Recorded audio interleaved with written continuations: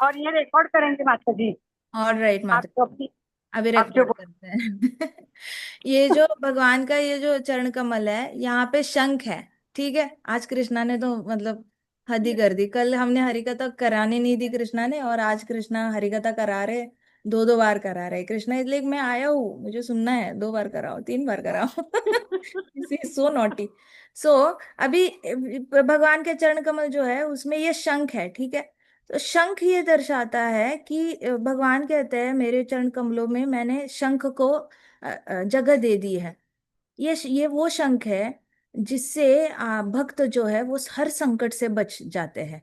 भक्तों के सारे दुश्मनों को मैं खत्म कर देता हूँ, शंख की ध्वनि निकाल कर मैं भक्तों के दुश्मनों को खत्म कर देता हूँ और भक्तों को संकट से बचाता हूँ। भक्तों को सारे उनके दुश्मनों से उनको प्रोटेक्शन देता हूँ। और ये वही शंख है जिसके अंदर ढेर सारा जल आ जाता है, समाहित हो जाता है। तो जैसे शंख के अंदर जल समाहित हो जाता है, वैसे मेरे चरण कमलों पे जो शंख है उसके अंदर अमृत है। और वो अमृत जो है वो आपको भक्तों को भौतिक कष्टों से मुक्ति दिलाता है। जितने भी मटीरियलिस्टिक सफरिंग्स होते हैं, तकलीफें होती है, दुख होता रहता है, किसी भी मानसिक हो शारीरिक हो, तो ये सारे दुखों से हमें शंख के अंदर का जो जल है, शंख के अंदर भगवान ने जो अमृत रखा हुआ है, उससे हमें हेल्प करता है बाहर निकालने के लिए और सुख देता रहता है। तो शंख बेसिकली हैप्पीनेस फॉर्मूला है डिवोटीज के लिए। सारे एनिमीज से मुक्त होने के लिए, अगर कोई एनिमीज है और हमें डर लगता है, किसी एनिमी से, किसी दुश्मन से डर लगता है हमें, और हमें लगता है कि इससे मैं कैसे गेट रीड हो जाऊं, ये मुझे बड़ा तकलीफ देता रहता है, ये दुश्मन, इसने दुश्मनी कर रखी है मेरे साथ। तो शंख पे मेडिटेट करने से क्या होता है, एक तो दुश्मनी खत्म हो जाएगी, या वो इंसान हमसे दूर हो जाएगा, या उस इंसान के साथ भगवान अपनी तरीके से डील कर लेंगे, जैसे हिरण्यकश्यपु के साथ डील कर लिया था नरसिम्हा भगवान ने। तो कृष्ण किसी ना किसी तरीके से हमारे दुश्मनों के साथ डील करके हमसे दूर कर देते हैं। तो जब भी आपके लाइफ में दुश्मन आएंगे किसी तरीके के, जो आपकी लाइफ को मुश्किल करने की कोशिश करेंगे, तो शंख पे भगवान के चरण कमलों को याद करना है, शंख को याद करना है। और उस शंख को याद करने मात्र से आप दुश्मनों से क्या हो जाए, प्रोटेक्ट हो जाओगे। वो दुश्मन आपके आसपास भी नहीं भटकेंगे। फिर उसके बाद ये दो सर्कल्स है, उसको आकाश कहा गया है, अंबर कहा गया है, इंग्लिश में स्काई कहते हैं, ईथर कहते हैं। इसमें से आवाज ट्रांसफर होती है। तो ये आवाज ईथर में सारी रिकॉर्डिंग होती है आवाजों की। जितना भी आप पॉजिटिव नेगेटिव बोलते हो, भगवान के बारे में बोलते हो, कभी कभी नास्तिक की तरह बातें करते हो, मायावादी की तरह बातें करते हो, तो सब कुछ रिकॉर्ड होता रहता है। इसमें से एक भी चीज जो है वो डिलीट नहीं होती। ये जो दो सर्कल्स है इसको खम कहा गया है, खम मतलब आकाश। तो ये रिकॉर्डर का काम करते हैं, जहाँ पे आपने बहुत केयरफुल रहना होता है। इसलिए कहते हैं ना कि आपके जिह्वा पे सरस्वती बैठती है। सरस्वती बैठकर आप जो भी बोलते हो कभी भी सच हो सकता है। और ऐसा नहीं कि एक बात सच होगी दूसरी बात सच नहीं होगी, सब सच होता है। कुछ कुछ चीजें हमारे सामने सच नहीं होती, अगले जन्म में सच होती है, लेकिन सच पक्का होती है। सो बी वेरी केयरफुल, अपने अपने आप को भी क्रिटिसाइज नहीं करना। अपने आप को सबसे पहले तो मैं कहती हूँ, दूसरों को क्रिटिसाइज करना बंद करने से पहले अपने आप को क्रिटिसाइज करना बंद करो, सेल्फ क्रिटिसिज्म।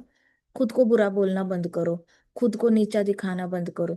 जब खुद पे आप ये गलत बातें करना बंद करोगे, रिकॉर्डिंग बंद हो जाएगी ना, तब जाके दूसरे लोग आपके बारे में गलत बोलना बंद करेंगे। अगर आप अपने आप को ही नीचा न दिखाने लगे तो वो रिकॉर्डिंग तो स्टोर हो रही है खम में, और सारी रिकॉर्डिंग वापस प्ले हो जाती है, फिर हमें बार बार वही चीजें दूसरा कोई बोलता हुआ हमें सुनाई देता है।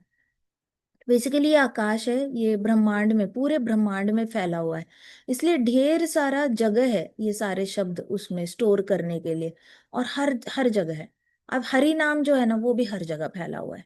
जहां जहां पे अगर प्रहलाद, भक्त प्रहलाद नीचे के लोकों में हरि नाम ले रहे हैं ना, वो भी खम्म में स्टोर हो रहा है। अगर स्वर्ग लोक में इंद्र देवता विष्णु भगवान को याद कर रहे हैं तो वहां पे भी स्टोर हो रहा है। ब्रह्मा जी अगर प्रेयर ऑफर कर रहे हैं वो भी स्टोर हो रहा है।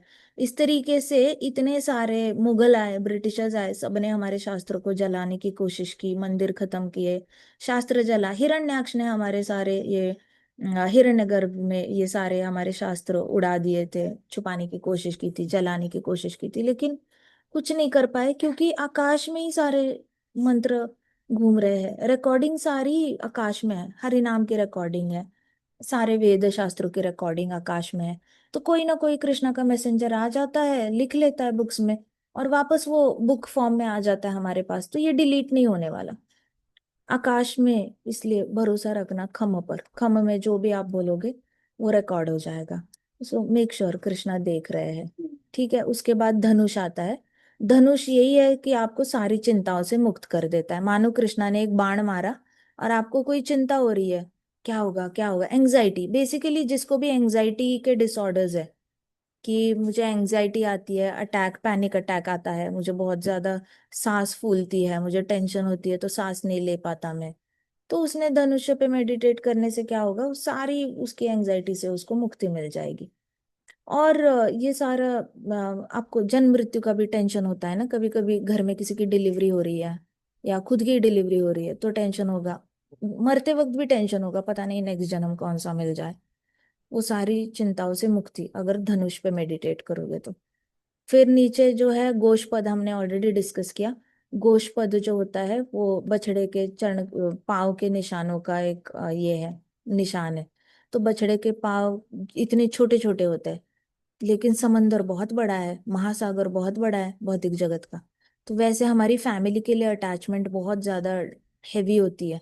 अगर कुछ भी हो जाए, फैमिली गलत भी है, तो हम नॉर्मली अपने फैमिली की ही साइड लेते हैं, नेबर्स की साइड नहीं लेंगे हम, फैमिली कितनी भी गलत हो।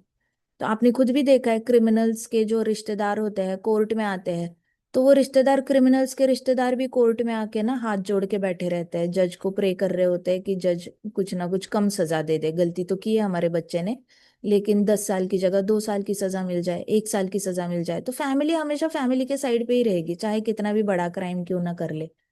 तो फैमिली के अटैचमेंट जो है ना वो बहुत ज्यादा स्ट्रांग है, बहुत ज्यादा स्ट्रांग।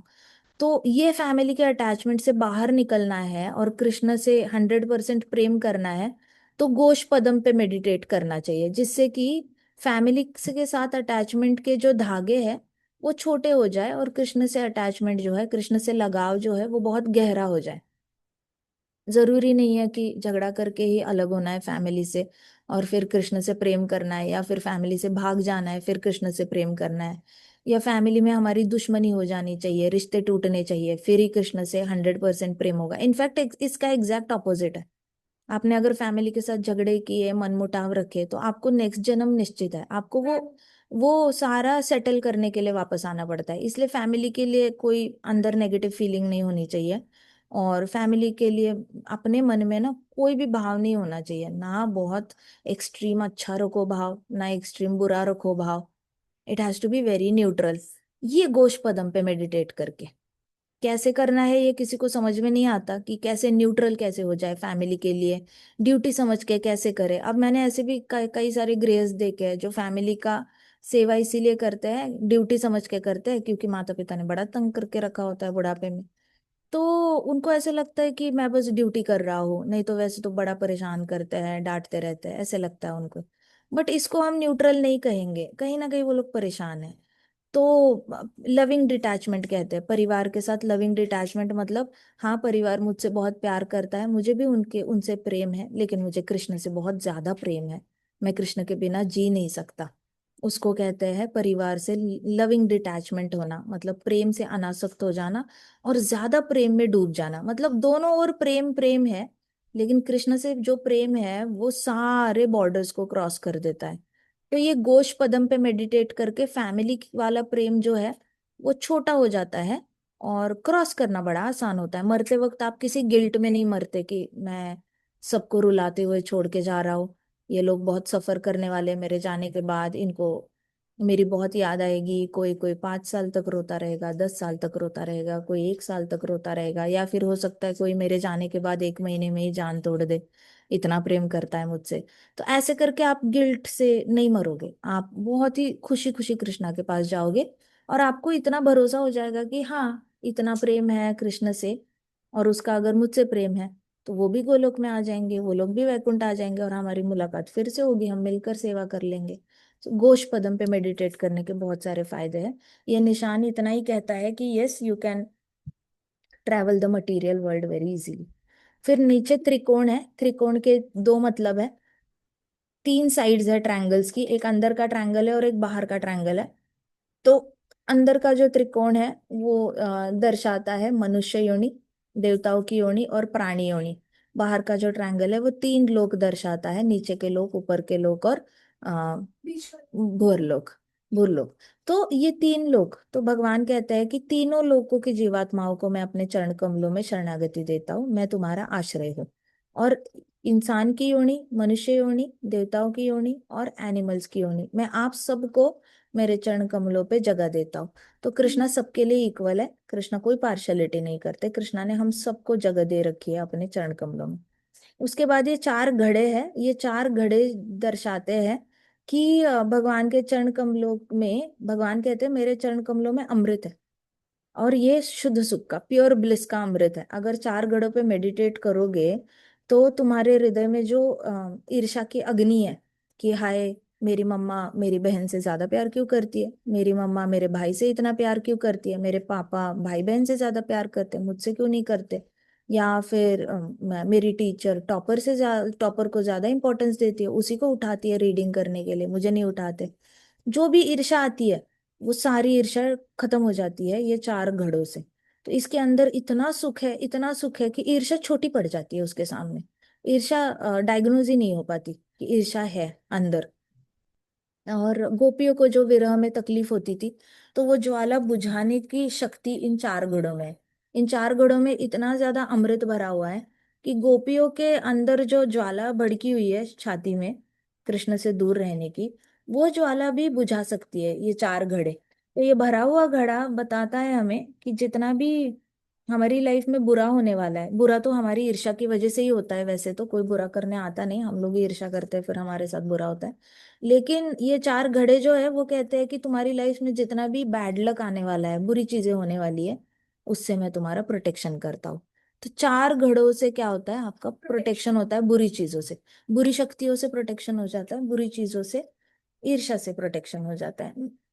उसके बाद अर्धचंद्र, अर्धचंद्र हमने ऑलरेडी डिस्कस किया। अर्धचंद्र मतलब चंद्र देवता है। चंद्र देवता जो है वो राजा है पूरे भौतिक जगत के, और राजा का काम होता है प्रजा का रक्षण करना। वैसे ही अर्धचंद्र जो है वो आपकी सारी मनोकामनाएं पूरी करता है। वो उन भक्तों की मनोकामनाएं भी पूरी करता है जो भक्त सोचते हैं कि मेरी इच्छा पूरी करने होने के बाद मैं ज्यादा भक्ति करूंगा। तो ये अर्धचंद्र जो है वो उन भक्तों के लिए भी एक आशा की किरण लाता है कि हाँ, तुम्हारी इच्छा पूरी कर सकते हैं। फिर ये अर्धचंद्र शिव जी के सर पे जो चंद्र है उससे भी उसको कंपेयर किया गया है। कहते हैं कि भगवान के चरण कमलों में जो अर्धचंद्र है वो अर्धचंद्र शिव जी अपने सर पे लेके घूमते हैं।